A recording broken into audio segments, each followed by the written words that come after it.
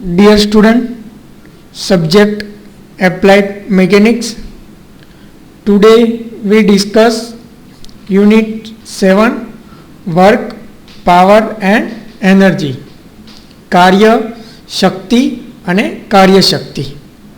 First we work.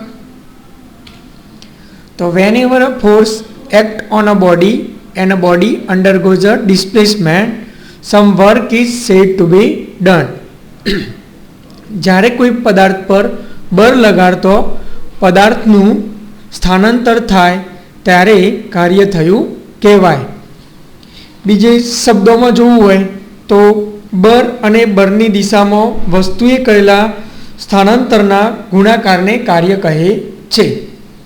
તો force એટલે કે એવું એજન્ટ કે જે સ્થિર વસ્તુને ગતિમાં લાવવા અને ગતિમાન વસ્તુને સ્થિર કરવા પ્રયત્ન કરે છે તેને બળ કહે છે. બળનો એસઆઈ યુનિટ ન્યૂટન. જેમ કે આપણે કોઈ ભારે વસ્તુને ખસેડવી હોય તો આપણે જે હાથ વડે ધક્કો લગાવીએ તો એ આપણો ફોર્સ થશે, અને જ્યારે એ વસ્તુ જે ડિસ્પ્લેસમેન્ટ સ્થાનાંતર કરશે તો એને આપણે કહીશું કે કાર્ય થયું કહેવાય. એ જ રીતે આપણે ગાડી ચાલતી હોય તો એને આપણે બ્રેક વડે શું કરીએ છીએ, ગાડીને સ્થિર કરીએ છીએ. તો એનો મતલબ કે આપણે જે બ્રેક પર શું એપ્લાઇડ કર્યું, ફોર્સ એપ્લાઇડ કર્યો કહેવાય. Work is equal two force into distance અથવા ડિસ્પ્લેસમેન્ટ. તો કાર્ય બરાબર બળ ગુણ્યા સ્થાનાંતર. તો આપણે ડબલ્યુ બરાબર એફ ઇન્ટુ એસ. અહીંયા તમે જુઓ, force is equal to F, displacement અથવા distance is equal to S. તો વર્કનો યુનિટ થશે, ફોર્સનો યુનિટ છે ન્યૂટન, ડિસ્પ્લેસમેન્ટ એટલે કે સ્થાનાંતર તો એનો યુનિટ થશે મીટર. તો વર્કનો યુનિટ થશે newton into metre. SI unit joule. તો ન્યૂટન ઇન્ટુ મીટરને આપણે શું કહેવાશે, જૂલ પણ કહેવાશે. તો 1 joule is equal to 1 newton into metre. તમારે શોર્ટ ક્વેશ્ચન પણ પૂછાય કે વર્કનો એસઆઈ યુનિટ શું છે, તો તમારો આન્સર આવશે joule. 1 kilojoule is equal to 1 kilonewton into metre. When a force of 1 newton displace a body through 1 metre, work done is joule. જ્યારે કોઈ પદાર્થ પર આપણે 1 ન્યૂટનનું બળ એપ્લાઇડ કરીશું અને પદાર્થનું 1 મીટર સ્થાનાંતર થશે તો તમારું કાર્ય કેટલું થયું કહેવાશે, 1 જૂલ. અહીંયા તમે જોઈ શકો, એક બોડી આપેલી છે, એના પર આપણે શું કર્યું, ફોર્સ એપ્લાઇડ કર્યો. ફોર્સ એપ્લાઇડ કરતો આ બોડીનું સ્થાનાંતર થયું કેટલું, એસ જેટલું ડિસ્પ્લેસમેન્ટ. તો અહીંયા તમારું કાર્ય કેટલું થશે કે ડબલ્યુ બરાબર ફોર્સ ઇન્ટુ ડિસ્પ્લેસમેન્ટ. તો ડબલ્યુ બરાબર F into S. Work necessary four lifting the body. કોઈ વસ્તુને ઊંચાઈ પર લઈ જવા માટે થયેલું કાર્ય કઈ રીતે ગણતરી થાય, તો એના માટે to lift mass M from position 1 to position 2 upward force F is required. વસ્તુને ઉંચકવા માટે જરૂરી કાર્ય. તો કોઈ એક માસ એમ છે, એને આપણે એક પોઝિશન ઉપર આપેલું છે, અહીંયા ધારો કે 1 નંબરની પોઝિશન પર આપેલું છે, બરાબર, અને આપણે એચ ઊંચાઈએ 2 નંબર પર પોઝિશન 2 પર લઈ જવું છે, તો એના માટે જરૂરી કાર્ય કેટલું થાય એ જોવાનું છે. તો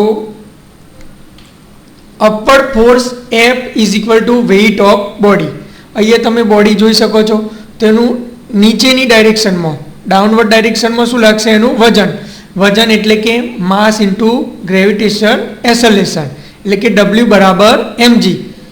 તો આના જેટલું જ મૂલ્યનું બળ આપણે શું કરવું જોઈએ, અપર ડાયરેક્શનમાં એપ્લાઇડ કરીશું, ઉપરની દિશામાં, એટલે કે એને આપણે લઈશું એફ. તો ડબલ્યુ બરાબર weight of body, F is equal to W. આપણે જાણીએ છીએ કે ડબલ્યુ બરાબર માસ ઇન્ટુ ગ્રેવિટેશનલ એસેલેરેશન, ગુરુત્વ પ્રવેગ. Work done is equal two force into displacement. આપણે આગળ જોઈ ગયા કે વર્ક એટલે કે કાર્યનું ફોર્મ્યુલા શું થાય તો ફોર્સ ઇન્ટુ ડિસ્પ્લેસમેન્ટ. તો અહીંયા તમારે ડિસ્પ્લેસમેન્ટ કેટલું છે h અને ફોર્સ F. તો વર્ક ડન W બરાબર F ઇન્ટુ h. અહીંયા આપણે જાણીએ છીએ કે F બરાબર W. તો આપણે F બરાબર W બરાબર આપણે મૂકી શકાય mg. તો માટે W બરાબર mgh. તો તમારે કોઈ વસ્તુને જ્યારે હાઈટ પર લઈ જવાની હોય ઊંચાઈએ ત્યારે જરૂરી કાર્ય માટેનું ફોર્મ્યુલા શું થશે W બરાબર mgh. Where m is equal to mass જે કિલોગ્રામની અંદર આવશે. g is equal to gravitational acceleration એટલે કે ગુરુત્વ પ્રવેગ, એનું મૂલ્ય હશે 9.80 મીટર પ્રતિ second square. h is equal two height કે જે તમારે મીટરની અંદર લેવાની હશે. આ ફોર્મ્યુલાનો ઉપયોગ આપણે એક્ઝામ્પલની અંદર આવશે કે જ્યારે કોઈ વસ્તુને હાઇટ પર લઈ જવાની હોય ત્યારે ફોર્મ્યુલા કઈ યુઝ થાય તો W બરાબર F ઇન્ટુ h અથવા W બરાબર વેઇટ ઇન્ટુ હાઇટ અથવા થર્ડ નંબરની ફોર્મ્યુલા પણ થાય W બરાબર mgh. ફોર્સ ડિસ્પ્લેસમેન્ટ ડાયાગ્રામ, બળ સ્થાનાંતર આલેખ. Magnitude of work done can be obtain by force displacement diagram. આપણે જે કાર્ય થયું એને આપણે બળ સ્થાનાંતર આલેખ પરથી જોઈએ. તો force is plot on Y axis. તો બળનું જે મૂલ્ય છે આપણે વાય એક્સિસ પર લઈશું અને સ્થળાંતરનું છે એ આપણે એક્સ એક્સિસ પર. તો first number type 1 work done by constant force, અચળ બળ દ્વારા થયેલું કાર્ય. તો અહીંયા તમે જોઈ શકો છો ફિગરની અંદર અહીંયા 0 પોઝિશન, અહીંયા જે આલેખ છે એની અંદર તમે જોઈ શકો વાય એક્સિસ પર ફોર્સ એટલે કે બળ છે, જ્યારે એક્સ એક્સિસ પર તમારું ડિસ્પ્લેસમેન્ટ એટલે કે સ્થાનાંતર, આપણો ફોર્સ ન્યૂટનની અંદર હશે, ડિસ્પ્લેસમેન્ટ મીટરની અંદર હશે. તો આની અંદર કોન્સ્ટન્ટ ફોર્સ, અહીંયા તમને એફનું મૂલ્ય કેવું છે કોન્સ્ટન્ટ, સ્થાનાંતર વેરિયેબલ છે. તો આના દ્વારા આપણે થયેલું કાર્ય કઈ રીતે શોધી શકાય તો F is equal two constant force, F is equal two constant force, S is equal two displacement, S એટલે કે સ્થાનાંતર. તો આના દ્વારા આપણે થયેલું કાર્ય કઈ રીતે મેળવી શકાય તો work is equal to area of rectangle OACB. તો કાર્ય બરાબર લંબચોરસનું ક્ષેત્રફળ. તો આપણે જાણીએ છીએ કે લંબચોરસનું ક્ષેત્રફળ બરાબર લંબાઈ ગુણ્યા પહોળાઈ. તો અહીંયા તમે જોઈ શકો કે એની લંબાઈ અને પહોળાઈ આપી છે F ઇન્ટુ S. તો માટે W બરાબર F ઇન્ટુ S. હવે આપણે જોઈશું નેક્સ્ટ કે type 2 work done by variable force. તો આની અંદર જે બળ છે એને આપણે વેરિયેબલ એટલે કે 0 પોઝિશનથી આપણે એનું મૂલ્ય વધારીશું. તો force is increased from 0 to F. તો work done is equal to area of triangle OAB. આપણે જાણીએ છીએ કે area of triangle is equal to 1/3 પાયો ગુણ્યા વેધ. તો અહીંયા તમે જોઈ શકો સેમ વસ્તુ કે ફોર્સ તમારો વાય એક્સિસ પર, ડિસ્પ્લેસમેન્ટ એક્સ એક્સિસ પર.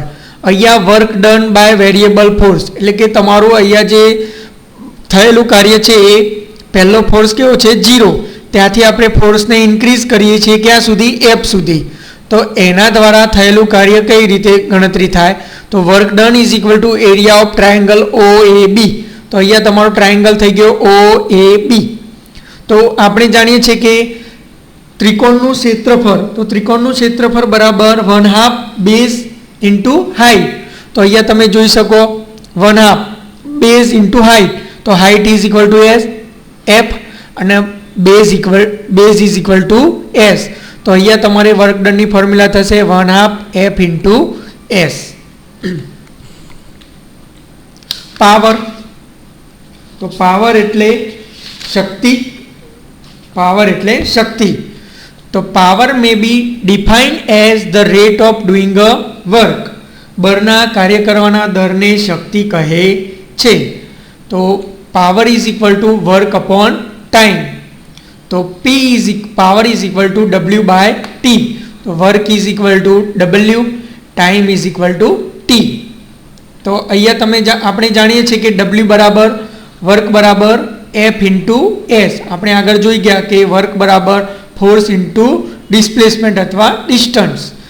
અહીંયા તમે જોઈ શકો કે વેલોસિટી બરાબર v બરાબર s બાય t, એટલે કે વેગ બરાબર અંતર ભાગ્યા સમય. તો આપણે અહીંયા s બાય t ની જગ્યાએ શું મૂકી શકાય? v મૂકી શકાય. તો માટે પાવર બરાબર F ક્રોસ v. હવે અહીંયા આપણે જાણીએ છીએ કે F બરાબર ન્યૂટનની અંદર આવશે, ડિસ્પ્લેસમેન્ટ તમારું મીટરની અંદર આવશે, ટાઈમ સેકન્ડની અંદર આવશે. હવે આપણે એના યુનિટ જોઈશું. તો યુનિટ ઓફ પાવર, તો unit of power is newton into metre પ્રતિ સેકન્ડ અથવા જૂલ પ્રતિ સેકન્ડ પણ કહેવાય. તો ન્યૂટન ઇન્ટુ મીટરને બીજું શું કહેવાય? જૂલ પણ કહેવાય. તો પાવર શું થશે? તમારો પાવરનો યુનિટ ન્યૂટન ઇન્ટુ મીટર પ્રતિ second. In SI system unit of power is what. SI unit પાવરનો શું થશે? વોટ. તો તમારે એક્ઝામની અંદર ખાલી જગ્યાની અંદર પણ પૂછાય કે પાવરનો એસઆઈ યુનિટ શું થાય? તો તમારો આન્સર હશે વોટ. 1 ન્યૂટન ઇન્ટુ મીટર પ્રતિ second is equal to 1 joule પ્રતિ સેકન્ડ અથવા 1 વોટ પણ કહેવાય. 1 kilowatt is equal to 1000 watt. Unit of power is horsepower. પાવરનો યુનિટ બીજો છે હોર્સ પાવર. તો 1 horsepower is equal to 746 watt. 1 horsepower બરાબર 0.746 વોટ. તો તમારે એક્ઝામની અંદર આની અંદરથી ખાલી જગ્યા પણ પૂછાય કે 1 kilowatt is equal two કેટલા વોટ? તો 1000 વોટ. 1 હોર્સ પાવર બરાબર ખાલી જગ્યા વોટ. તો તમારે 1 હોર્સ પાવર બરાબર 746 વોટ. અને 1 હોર્સ પાવર બરાબર કેટલા કિલો વોટ? તો 0.746 કિલોવોટ. સોરી, અહીંયા કિલોવોટ આવશે. એનર્જી, એનર્જી એટલે કે કાર્યશક્તિ. Energy is defined as the capacity to do work. કોઈ પણ વસ્તુની કાર્ય કરવાની શક્તિને શું કહેવાય છે? કાર્યશક્તિ. Unit of energy and work are same. તો એનર્જી એટલે કે કાર્યશક્તિ અને કાર્યનો એકમ કેવો છે? સેમ. તો આપણે કાર્યનો એકમ શું થાય? ન્યૂટન ઇન્ટુ મીટર અથવા જૂલ. તો એનર્જીનો પણ યુનિટ શું થશે? જૂલ અથવા newton into metre. Types of energy. તો એનર્જીના પણ જુદા જુદા પ્રકાર છે. તો એની અંદર kinetic energy, potential energy, electrical energy, chemical energy, mechanical energy. તો આ જ બધા જે જુદા જુદા ફોર્મ છે એનર્જીના, એનો આપણે આગળ ડિટેલમાં અભ્યાસ કરવાનો છે.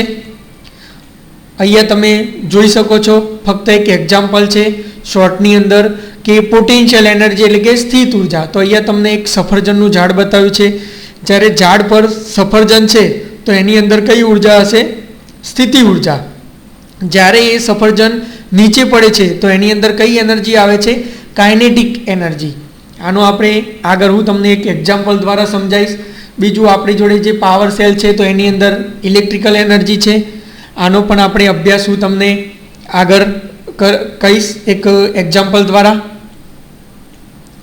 નાઉ from next lecture we start topic types of energy. આપણે હવે નેક્સ્ટ લેક્ચરની અંદર કાર્યશક્તિના જુદા જુદા સ્વરૂપો, નોન કન્વેન્શનલ ઉર્જા સંરક્ષણનો નિયમ પણ જોવાનો છે. એ સિવાય કાઇનેટિક એનર્જીની ડેફિનેશન, એના એક્ઝામ્પલને લગતા સૂત્રો. તો આ જે આપણે જોયું એની અંદરથી તમારે ખાસ એના ફોર્મ્યુલા યાદ રાખવાની છે કે વર્ક બરાબર ફોર્સ ઇન્ટુ ડિસ્પ્લેસમેન્ટ એટલે કે ડબલ્યુ બરાબર એફ ઇન્ટુ એસ, જેનો યુનિટ થાય ન્યૂટન ઇન્ટુ મીટર. તો આના પરથી તમારા એક્ઝામ્પલ પણ આ ચેપ્ટરની અંદર આવશે. તો તમારે ખાસ ફોર્મ્યુલા અત્યારે તૈયાર કરી દેવાની કે ડબલ્યુ બરાબર એફ ઇન્ટુ એસ. એ સિવાય બીજો આપણે ફોર્મ્યુલા થશે પાવર બરાબર કોઈ વસ્તુને ઊંચાઈ પર લઈ જવી હોય તો એના માટે વર્ક કાર્યનું ફોર્મ્યુલા શું થશે? તો ડબલ્યુ બરાબર mgh. અથવા બીજી ફોર્મ્યુલા પણ થશે ડબલ્યુ બરાબર W into H, where W is equal to weight. એ જ રીતે પાવરની જે ફોર્મ્યુલા છે પાવર બરાબર વર્ક ડન અપોન ટાઈમ. તો એ પણ તમારે યાદ રાખવાની છે. એ સિવાય પાવર બરાબર એફ ક્રોસ વી, એ પણ તમારે ફોર્મ્યુલા યાદ રાખવાની છે. એના પરથી આપણે એક્ઝામ્પલ જોઈશું, તો એ તમારે ખાસ તૈયાર કરવાનું છે. Thank you.